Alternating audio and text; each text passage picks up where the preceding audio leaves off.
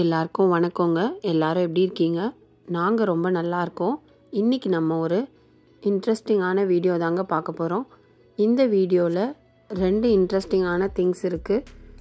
First one பார்த்திங்கன்னா, இந்த வீடியோவை நாங்கள் லைவாக ரெக்கார்ட் பண்ணுற மாதிரி ஃபஸ்ட் டைம் ட்ரை பண்ணியிருக்கோம்.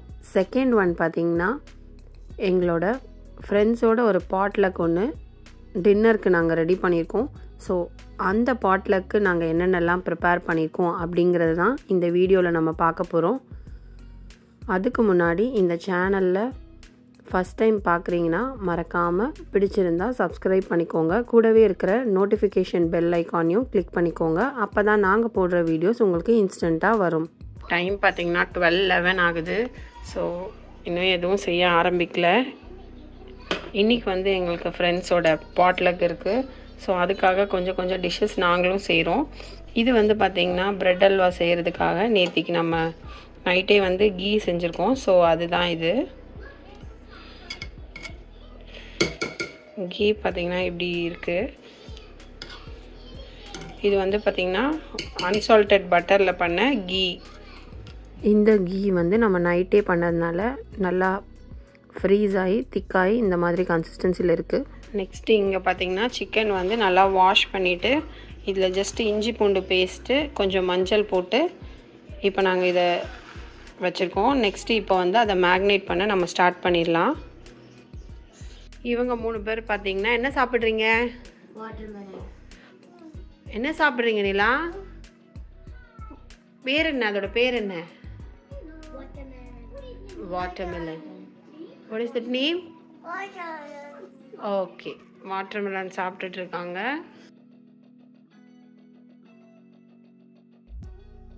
இதில் ஆல்ரெடி இஞ்சி பூண்டு மட்டும் மிக்ஸ் பண்ணி போட்டிருக்கோம். இப்போ மற்ற மசாலாஸ்லாம் நம்ம ஆட் பண்ண போகிறோம். ஸோ ஃபஸ்ட்டு பெருங்காயத்தூள் ஆட் பண்ணிக்கலாம். நெக்ஸ்ட்டு மிளகாய்த்தூள் ஆட் பண்ணிக்கலாம். இப்போ நம்ம இதில் 14 பீசஸ் ஆஃப் சிக்கன் எடுத்திருக்கோம். சிக்கன் லெக்ஸு தான் எடுத்திருக்கோம். ஸோ இதுக்கு 2.5 டீஸ்பூன் போட்டிருக்கேன். கூடவே நெக்ஸ்ட்டு தயிர் ஆட் பண்ணிக்கலாம். 2 டேபிள் ஸ்பூன் தயிர் ஆட் பண்ணிக்கிறேன். நெக்ஸ்ட்டு சால்ட் ஆட் பண்ணிக்கலாம். அதுவும் 2 டீஸ்பூன் ஆட் பண்ணிக்கலாம்.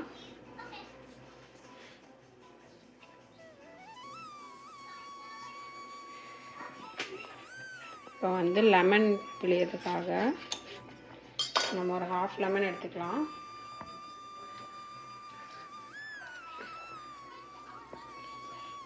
இப்போ 1/2 லெமன் பிழிஞ்சிருக்கோம்.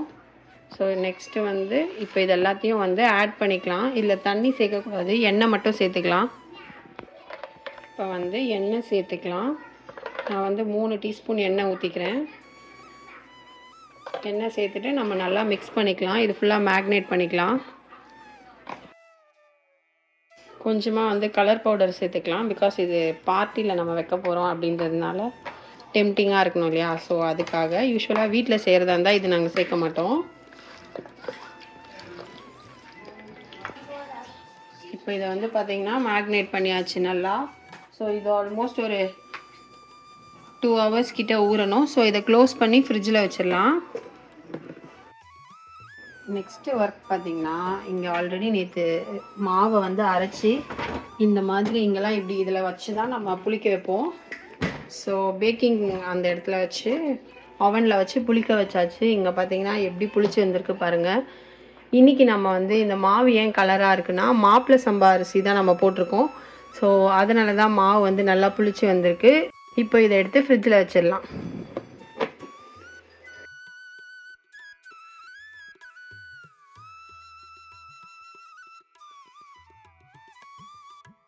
பார்த்திங்கன்னா நம்ம கரைச்சி வச்சுருக்கிற நெய்யை இதில் ட்ரான்ஸ்ஃபர் பண்ணிக்கலாம் அந்த பவுலில். ஸோ ட்ரான்ஸ்ஃபர் பண்ணியாச்சு. இப்போ இந்த லாஸ்ட்டில் பார்த்திங்கன்னா இந்த மாதிரி இருக்கு இல்லையா? ஸோ இதில் நம்ம ஒரு குட்டி ஸ்வீட் ஒன்று செய்யலாம். இப்போ பார்த்திங்கன்னா இந்த லெஃப்ட் ஓவர் கீ இருக்கு இல்லையா? ஸோ இதை நம்ம சூடு பண்ணிக்கணும். சூடு பண்ணிவிட்டு இதில் ஒரு டம்ளர் ஃபுல்லாக கோதுமை மாவு சேர்த்துருக்கேன். இது கூட தேவையான அளவு சர்க்கரை சேர்த்துக்கலாம். இதுக்கு தேவையான அளவு சர்க்கரை சேர்த்துக்கலாம். ஸோ இப்போ நம்ம வந்து சேர்த்துக்கிட்டாச்சு. ஸோ இப்போ வந்து தேவையான சர்க்கரையும் நெய்யும் நம்ம ஆட் பண்ணியாச்சு. இதை நல்லா இந்த மாதிரி கலரி விட்டுக்கலாம். ஸோ இப்போ இது வந்து கொஞ்சம் சூடாக இருக்கணும். சூடாக இருக்கும் போது லாஸ்ட்டாக எப்படி பிடிக்கலான்னு சொல்லிட்டு நான் காமிக்கிறேன். இப்போ வந்து பார்த்திங்கன்னா கொஞ்சமாக நெய் ஆட் பண்ணிக்கலாம். நெய் ஆட் பண்ணி நல்லா கிளறிக்கலாம். ஸோ பார்த்திங்கன்னா இது ரொம்ப சூடாக இருக்குது. ஸோ கொஞ்சம் சூடு ஆறுன அப்புறமா நம்ம வந்து ரவுண்டாக லட்டு பிடிக்கிற மாதிரி வந்து இதை நம்ம பண்ணிக்கலாம். இப்போ பார்த்திங்கன்னா இது நல்லா ரெடி ஆகிடுச்சு. ஸோ இப்போ வந்து இது இப்படி பிடிச்சா பிடிக்கணும். ஸோ இப்படி பிடிக்க வருது. இப்போ இது கொஞ்சம் நேரம் ஆறட்டும். பயங்கர சூடாக இருக்குது. ஸோ ஆறினோடனே எப்படி பிடிச்சிருக்கேன்னு பார்க்கலாம். இது வந்து ஆறிட்டுருக்கட்டும். ஸோ அதுக்குள்ளே வந்து நம்ம ரைஸை வந்து ஹாட் பாட்டில் போட்டு வச்சிடலாம். ஸோ ஹாட் பாட்டில் இப்போ வந்து வச்சாச்சு. இப்போ இதை வந்து ஆன் பண்ணிக்கலாம்.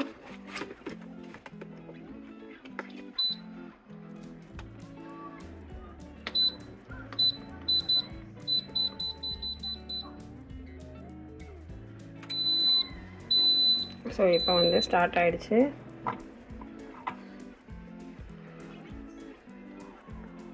இன்றைக்கி வந்து பார்த்திங்கன்னா நைட்டு வந்து கொஞ்சம் ஈவினிங் போல் ஒரு பாட்லக் இருக்கிறதுனால நம்ம வந்து ஹெவியாக சாப்பிட போகிறதில்ல.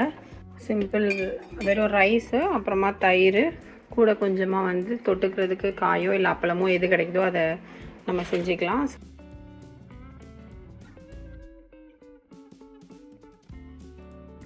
கூடவே வந்து பாட்லக்கு நம்மளுக்கு தெரிஞ்ச டிஷ்ஷஸ் கொஞ்சம் எடுத்துகிட்டு போகலாம். இந்த கர்ட் பார்த்திங்கன்னா நம்ம வீட்டிலே பண்ணது.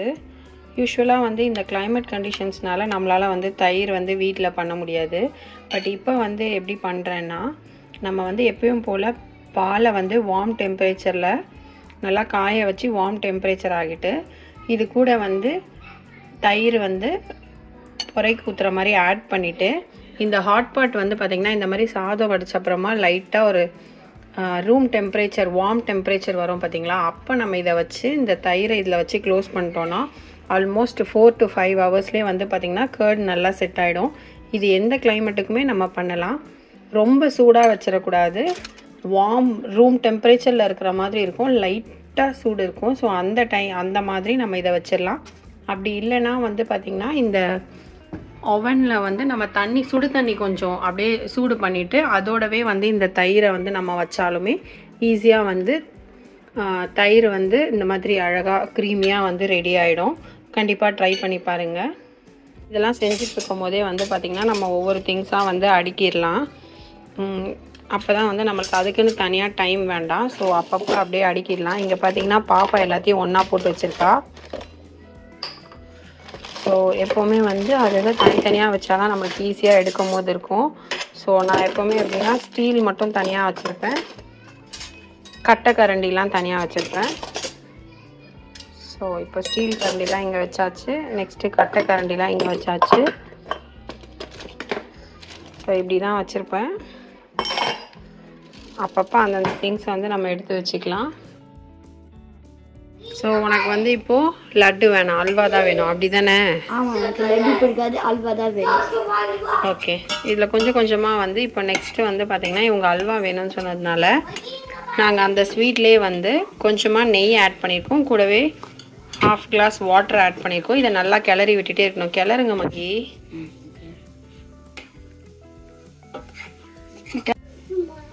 இப்போ பார்த்தீங்கன்னா இது வந்து நல்லா இந்த மாதிரி அல்வா கன்சிஸ்டன்சியில் வந்துச்சு.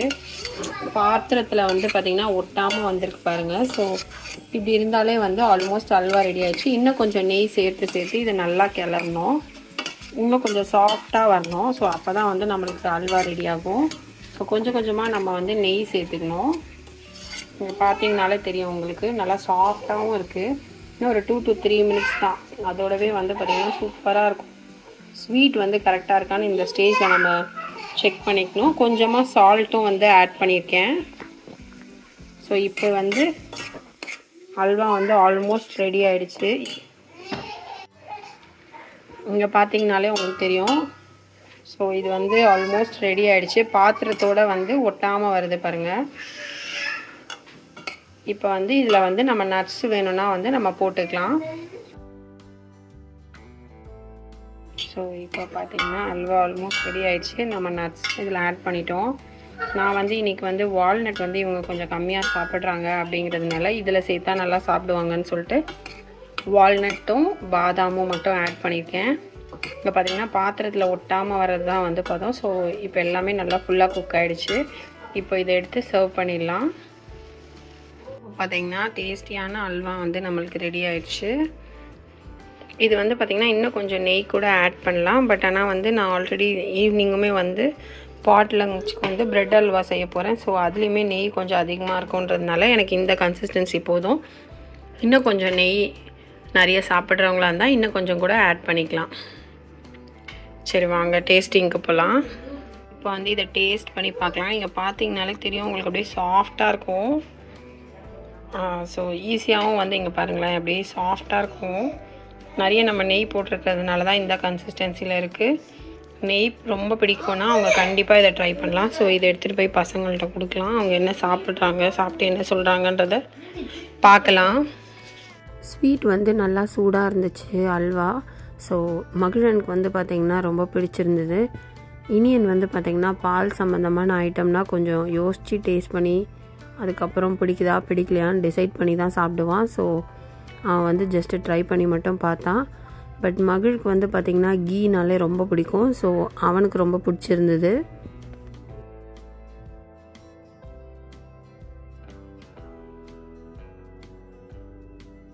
ரொம்ப சாஃப்டாக சூப்பராக இருக்குது.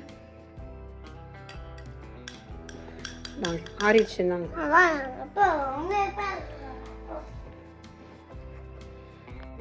இப்போ நம்ம வந்து சப்பாத்தி செய்ய போகிறோம் 15-20 மெம்பர்ஸ்க்கு. ஸோ 15லேருந்து 20 மெம்பர்ஸ்க்கு. ஸோ 6 கப்ஸ் ஆஃப் இதை எடுத்துக்கலாம். சப்பாத்தி மாவு வந்து இந்த மாதிரி 6 கப்பில் எடுத்துக்கலாம். இல்லை 4 கப்பே கரெக்டாக இருக்குமா, அது அளவு பொறுத்து நம்ம எடுத்துக்கலாம். ஐ திங்க் 4 கப்பே கரெக்டாக இருக்கும்னு நினைக்கிறேன். ஸோ 15 மெம்பர்ஸ்க்கு, ஏன்னா மற்ற ரைஸ்லாம் கொண்டு வராங்க. ஸோ இந்த 15 மெம்பர்ஸ்க்கு நம்ம சப்பாத்தி மாவு இதுவே கரெக்டாக இருக்கும். நெக்ஸ்ட்டு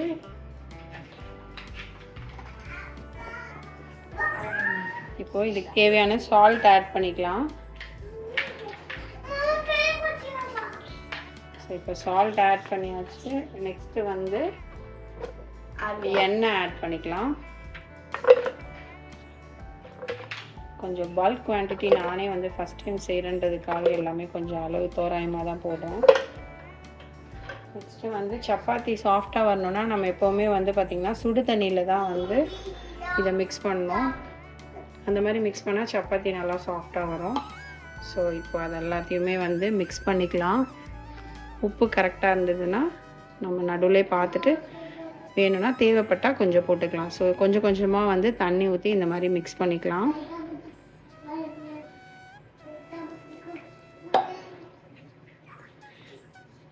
யூஸ்வலாகவே இந்த மாதிரி கொஞ்சம் சுடு தண்ணி ஊற்றி நம்ம மிக்ஸ் பண்ணோனாலே சப்பாத்தி வந்து கொஞ்சம் நல்லா சாஃப்டாக வரும். ஸோ நான் இதை ஃபுல்லாத்தையும் மிக்ஸ் பண்ண அப்புறமா உங்களுக்கு காமிக்கிறேன். இப்போ பார்த்திங்கன்னா ஃபுல்லாக மாவு பிசைஞ்சாச்சு. ஸோ இப்போ நெக்ஸ்ட்டு வந்து இது கொஞ்சம் நேரம் ஊறட்டும். ஸோ ஒரு டவலில் ஒரு டிஷ்யூவில் நல்லா வெட் பண்ணிவிட்டு அதை அப்படியே க்ளோஸ் பண்ணி வச்சிடுறோம். ஸோ எங்களுக்கு வந்து பார்த்திங்கன்னா 6 o'clock போல் போட்டால் கரெக்டாக இருக்கும். டைம் இப்போ 4 தான் ஆகுது. ஸோ ஒரு 5:30 அந்த மாதிரி போடலாம். இன்றைக்கி பாட்லக் பார்த்திங்கன்னா நம்ம ஒரு 20 சப்பாத்தி வந்தால் போதுமானதாக இருக்கும். 20 to 25 சேஃப் சைடுக்காக. ஸோ அவ்வளோ வரும்னு நினைக்கிறோம், பார்க்கலாம்.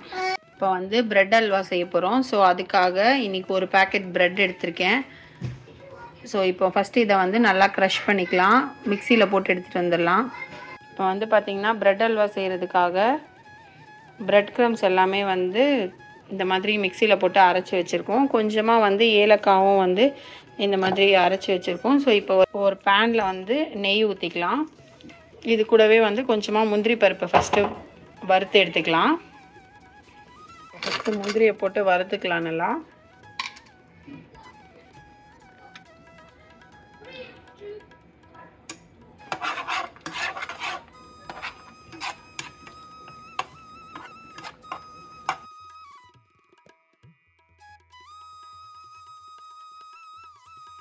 இப்போ பார்த்தீங்கன்னா முந்திரி பருப்பு எல்லாமே நல்லா வறுத்து எடுத்து வச்சாச்சு. நெக்ஸ்ட் இப்போது அந்த ஆயிலில் வந்து பிரெட் க்ரம்ஸ் எல்லாமே வந்து அதில் போட்டுக்கலாம் ஃபஸ்ட்டு.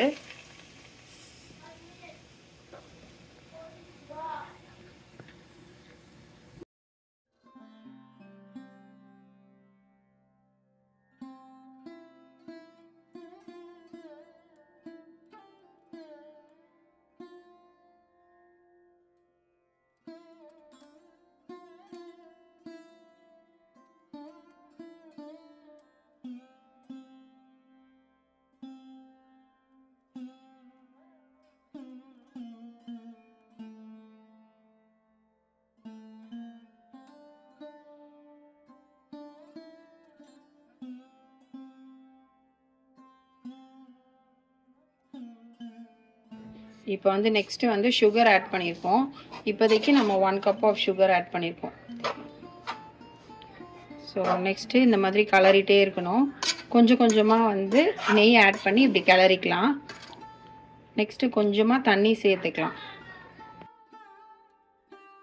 இப்போ வந்து பிரெட் அல்வா கொஞ்சம் கொஞ்சமாக ரெடி ஆகிட்டுருக்கு.